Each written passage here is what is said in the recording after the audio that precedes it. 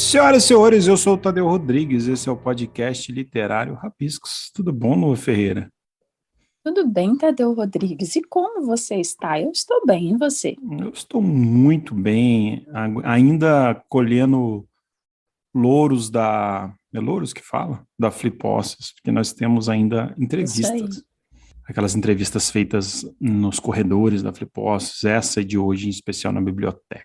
Essa que, infelizmente, eu não participei, porque eu já não É, estava mais aí, né? você não Eu já estava tinha aqui. voltado para minha cidade, mas você mandou muito bem, a gente vai acompanhar, Eu né? representei o Rabiscos, porque foi no fim de semana depois que você já foi embora.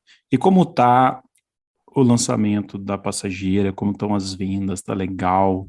Como que o pessoal te acha aí para comprar o livro? Olha, tá muito bacana, tá sendo uma experiência muito gratificante, as pessoas estão recebendo o livro, estou recebendo feedbacks muito interessantes, já recebi até algumas resenhas, o que me deixa muito feliz. É, e para você que ainda não adquiriu, me manda uma DM lá no Sou de Lua, @soudilua, ou se não, entra no site da Crivo, da editora Crivo, e compre pelo link. Você digita lá no ícone de pesquisa, Passageira, e adquire o seu exemplar pela Crivo Editorial. Está muito bacana o livro, modéstia à parte, mas está um livro gostoso de ler. Olha, o livro tá sensacional. Quem gosta aí da Poética da Lua vai se sentir completamente confortável com o livro, vai gostar do livro. E o link para quem está ouvindo a gente aí nos streams está aqui embaixo também na descrição para Isso. comprar o livro e tudo mais. Pô, a gente recebeu um livro, linda capa, inclusive, da Intrínseca, da escritora Laetitia Colombani. Laetitia Que Colombani, é bacana. bonito o nome, né? Uhum, e qual O que é o livro título chama dele? As Vitoriosas. Nossa, eu estou vendo aqui, tá bonito mesmo. Muito obrigada Lançamento, aí. lançamento da Intrínseca, nossa parceira aí de um tempo que sempre manda esses livros muito lindos para a gente. A Leititia é autora do Laissez-Volant e do best-seller internacional A Trança, que está sendo adaptado para o cinema. Olha, As Vitoriosas, esse livro que a gente recebeu, teve os uhum, seus direitos de publicação vendido para 13 países, ou seja, que demais. Olha só, pancada, né? obrigada, Intrínseca, sempre com a gente, valeu. Muito bacana. Ele é ambientado em Paris, mistura ficção e realidade em uma trama emocionante sobre sororidade e empatia. Olha aí, um tema Fal- super atual, né? Falando em mulheres fortes, quem está no Brasil é a Viola Davis, né?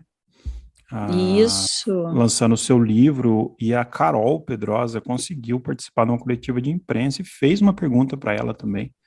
Carol a Pedrosa Carol aí, arrasando. arrasando aí, representando o Rabiscos às quintas-feiras aqui sobre cinema, sobre cinema. Lua, você está me ouvindo falar há algum tempo sobre o livro que eu estou lendo do nosso Estou entrevistado de ouvindo hoje. É com recorrência muito que você legal. está encantado.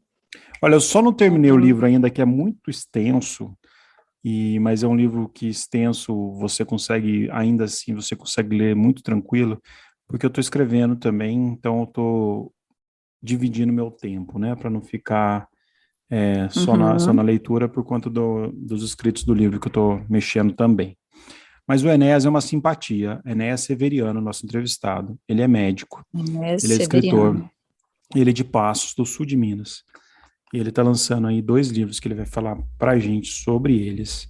E o Enéas, esse livro que eu estou lendo atualmente, o outro ainda não li, As Crônicas do Inferno, se eu não me engano, e a gente vai falar sobre eles, ele vai falar tudo bonitinho. Esse livro, o Caos, acontece na Serra da Canastra, e os vilões do livro são personagens do folclore brasileiro. Eu Eu achei isso achei muito legal. muito bacana. Uma sacada muito boa. E é Mas isso. fala mais. Aí a gente vai ouvir ele falar agora, então. O papo foi muito Uhum. legal, eu gravei com ele na biblioteca. centenário da Urca, em Poços. A gente sentou, bateu um papo super divertido, super envolvente. Uhum. E a gente volta já já. Vamos lá. Isso aí, Lua. Estamos aqui, então, mais um dia na Flipossos. Papo bom que foi com o Anderson, né? Que cara incrível, que energia boa que essa poesia tem. E como que chega aos olhos aqui dos ouvintes, né? E agora a gente sai da poesia, experiência sensorial que a gente teve com o Anderson, querido Anderson, e a gente vai pro mundo do terror agora, do suspense. Ingrato, hein? Ingrato, mundo ingrato. A gente tá aqui com... Gênero vilipendiado, cara. A gente tá com Enéas Severiano. Exatamente. Que é um escritor aqui de Minas Gerais. Seja bem-vindo no Rabiscos, Enéas. Tadeu, prazer imenso, uma honra imensa estar aqui conversando com você, cara. Boa tarde para todo mundo aqui de Poços, boa tarde para quem está prestigiando tanto a cidade quanto a feira. A gente está gravando aqui da feira de novo, a gente continua gravando aqui da feira, né? Como vocês estão vendo aí algumas inserções. Cara, fiquei muito interessado na sua história. Tive acesso aqui a um livro de contos das Crônicas do Inferno e um Causo, né, que é um livro de suspense e terror que utiliza do folclore brasileiro, né? A gente repagina o folclore, né? É ambicioso, é tão ambicioso que eu ainda não soube, Tadeu, como abraçar direito isso aí, entendeu? Porque assim, você pega um livro, como eu te disse, de 600 páginas, na onde você queria já justamente criar um compêndio com todas as criaturas brasileiras e repaginar todas elas de uma vez só. O saci não é mais o sacizinho pititim, tem saci grande, saci corpulento, saci gordo, entendeu? E se passa num ambiente de terror mesmo, assim? Terror total, cara. Total. Eu te cortei, você falando da Yara? Não, é isso, é basicamente isso. A Yara, ela por si só, a própria lenda dela já é de levar os moços para baixo d'água, só que no conto a gente conta detalhes desse reino subaquático aí. Lobisomem, que é um mito universal, temos aí uma história surpreendente, porque tem algumas peculiaridades do lobisomem brasileiro que não existem em outros lugares do mundo. Por exemplo, ser o sexto filho, lembra? Uhum. Ser o sexto filho de uma família só de mulheres, ou ser o sétimo. Existem algumas alternâncias nessas crendices aí. Então, assim, achei muito interessante falar assim, gente, a gente precisa repaginar. Porque qual é a literatura ficcional brasileira que nós temos? Verdade. Separar de assim todos os tempos. É difícil você pensar em muitos nomes, mas o folclore que foi contado muito de um jeito só, né? Eu acho, o folclore brasileiro, né? O Monteiro Lobato, né? Monteiro Lobato fez o Saci, resultado de um inquérito, em 1917 ou 22, algo assim. Foi a primeira vez que o brasileiro, de forma geral, estava falando de Saci, cara. Ninguém sabia nada. E como que você cria as histórias, assim? Você pega a base do que a gente sabe do folclore brasileiro e cria, ou você cria totalmente uma história nova? Não. O que acontece? As criaturas, a descrição delas muda muito pouco. Basicamente são as nossas criaturas. O que eu fiz foi retrabalhar elas para elas ficarem com viés mais macabro. Uma coisa mais assim, de ficar com medo mesmo. São todas do mal. São.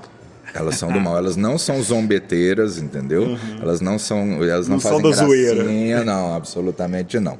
E assim, é ingrato isso que eu te digo, nós não temos um histórico de terror e ficção no Brasil, me conta. É verdade isso então, que você está falando. É ambicioso pra caramba, não sei se é felizmente ou infelizmente, entendeu? É ambicioso, a tentativa é realmente ver se alguém...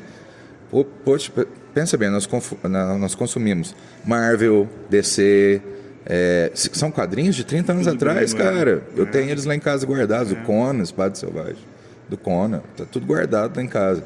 E no livro é estacionário. Os nossos livros, os livros brasileiros, eles são estacionários. Eles sem crítica, não é que eu estou criticando. Estou só te mostrando como é que a gente não tem essa literatura ficcional de mistério e terror no Brasil. As histórias se passam na Serra da Mantiqueira. Serra da Canastra, desculpa. As histórias se passam na Serra da Canastra. Futuramente virão algumas em outros livros, porque esse aqui é o primeiro tomo, né? Uhum. Então serão 3 tomos. Aí vamos passar algumas na Mantiqueira. O Corpo Seco, por exemplo, é uma entidade da Mantiqueira. Se você for procurar por ele, Monteiro Lobato. Ele é a lei de Monteiro Lobato. ao norte ali. E assim, quando a gente fala de terror, suspense, você está falando de uma serra tradicional, a Serra da Canastra, você está falando do folclore brasileiro. Geralmente quando a gente fala de terror, grandes thrillers de terror, a gente fala do tom norte-americano, né, de contar a história. Teve alguma influência também, ou a gente consegue desprender e ver apenas um Brasil aqui, né? Não, teve influência, impossível. Não tem como você ler Lovecraft, ter todos os livros do Lovecraft, ler Stephen King, ter praticamente todos os livros. É que o Stephen King agora solta um livro atrás do outro. E ter lido a obra, eu tenho um livrinho petitinho com toda a obra do Edgar Allan Poe. É impossível você não sair influenciado. Impossível. Porque, assim, são 3 ases do terror e da ficção.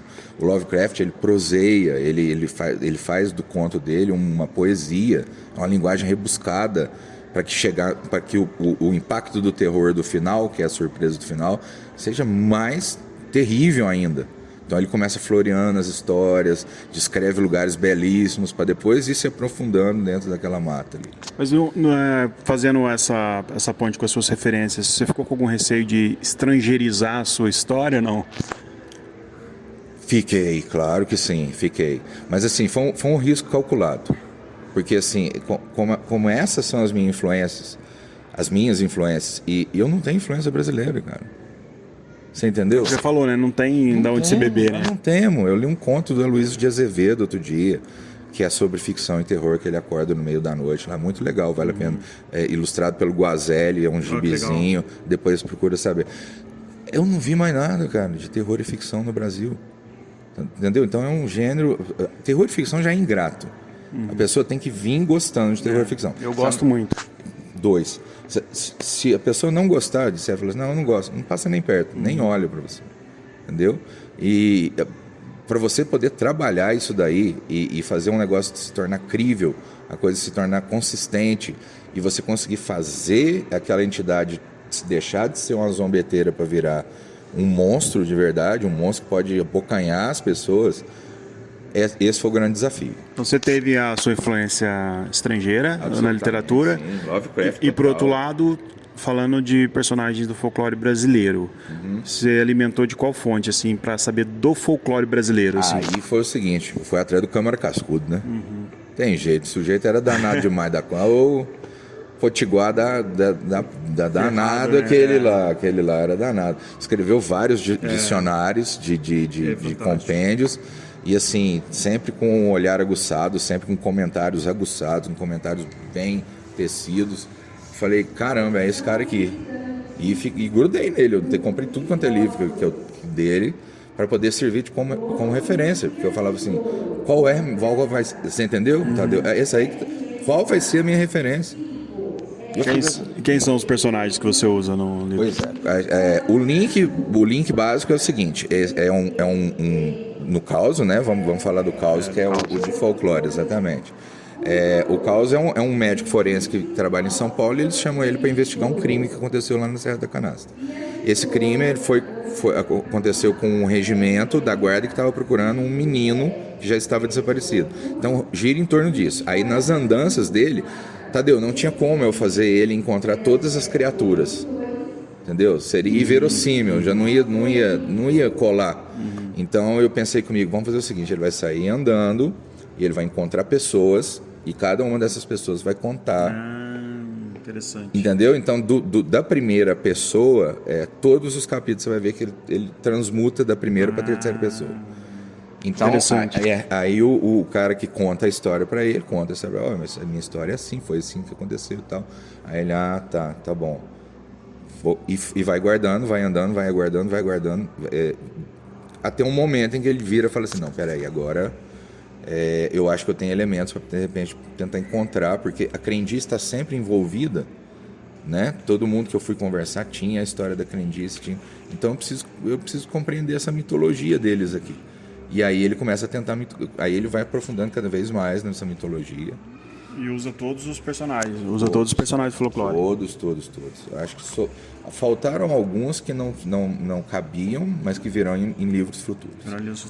Você falou que é um médico que é chamado para examinar, e você é médico também. Eu sou médico. O que de médico te influenciou aí? O sofrimento. Ele estava na chuva, a diferença é só essa, de resto, sofrimento é a mesma coisa. Não, ele era um médico forense, né? Isso existia antes, hoje em dia não tem muito mais hoje disso, né? Tem, mas é mais diferente. Mas é diferente, né? Um viés diferente, assim, chama-se, até tem outro nome, enfim. Ele é chamado e ele desce, pensa bem, na época, em 1910, vamos deixar claro para que se passa em 1910. Tá. Então tem beleza, direito, começou com 20. Tem direito até a Cometa Halley no fim. Ah, que legal. Tem 85, Cometa Halley, né? Eu pesquisei as datas certinho para ver que dia que ia ser lua nova. Coincidir, eu fui lá. Porque o último foi 85, aí teve um antes. 86. 86. E o dia anteriormente é exatamente 76 anos antes. 76 anos. 1910. Perfeito. Passa de 76 em 76 anos. Eu falei assim, vou incluir o tal do Cometa Halley aqui também. Já tô curioso, você vai fazer tipo o volume 2 dele, continuação ou não? Esse aqui... Por enquanto, a ideia era realmente abrir o leque, né?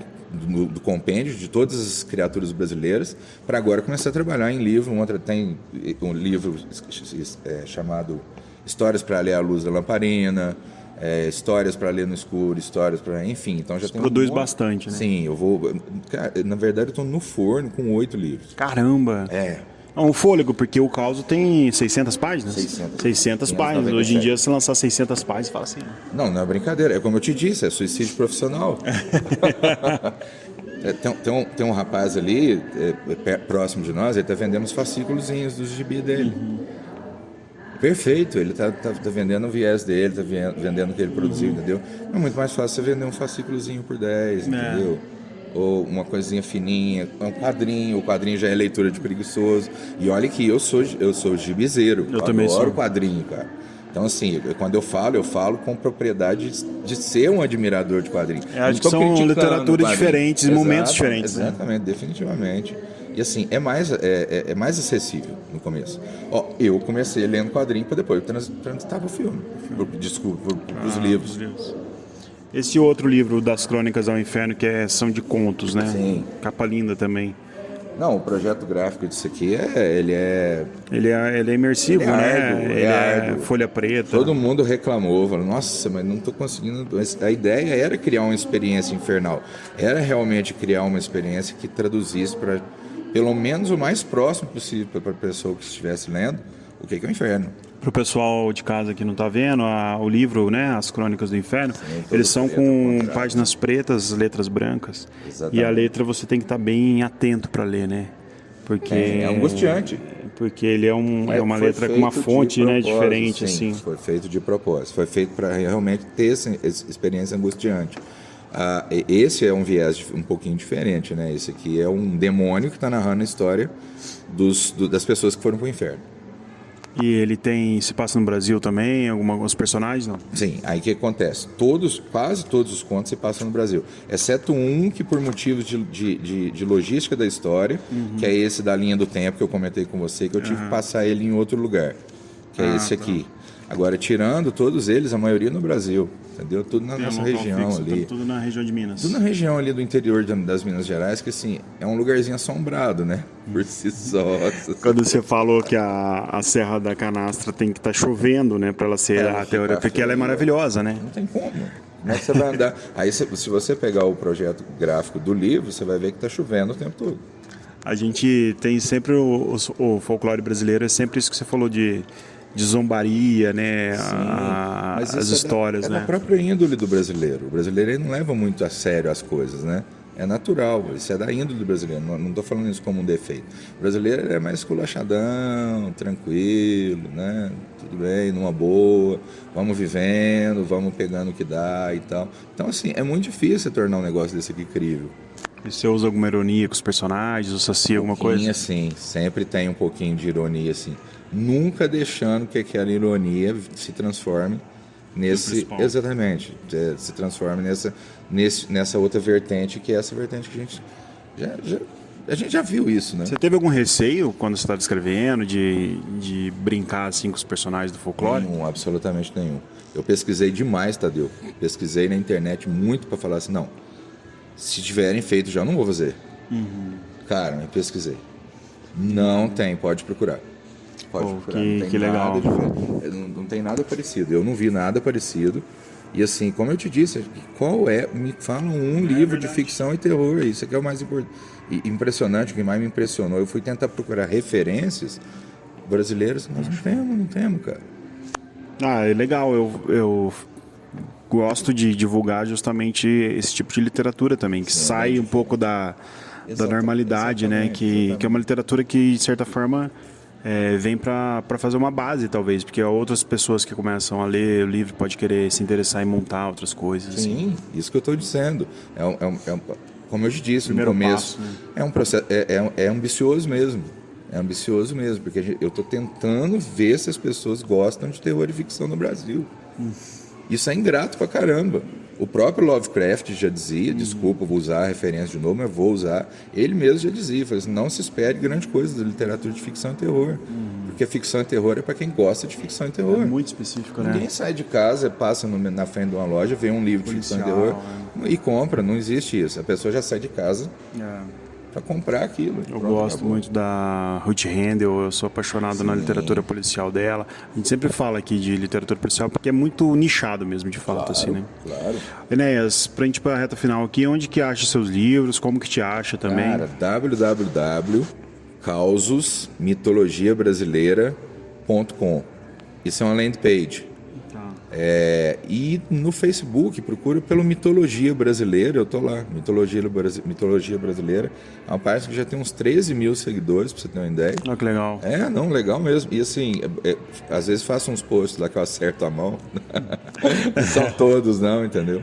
Que vai 1 milhão de pessoas. Olha só. 1 milhão de pessoas chegam a ver os posts. E se alguém quiser falar contigo, tem algum e-mail, alguma coisa? Tá lá, é só clicar lá no só botão, clicar lá. Manda mensaginha pra mim, tá lá no jeito. Eu vou deixar os links aqui também na descrição do episódio, se o pessoal quiser acessar. Cara, que simpatia que você é, que prazer falar contigo. Isso, cara, prazer é meu, a honra é minha, cara. Os bons encontros mineiros. Felicito, sim. Olha, eu tô muito curioso, pra você ter ideia. Quando eu li o release, eu falei com a Lua, né? Eu falei, nossa, eu tô louco pra ler esse livro do Enéas, porque eu nunca vi de fato um livro de terror se passando com o folclore brasileiro, de fato. Nem eu.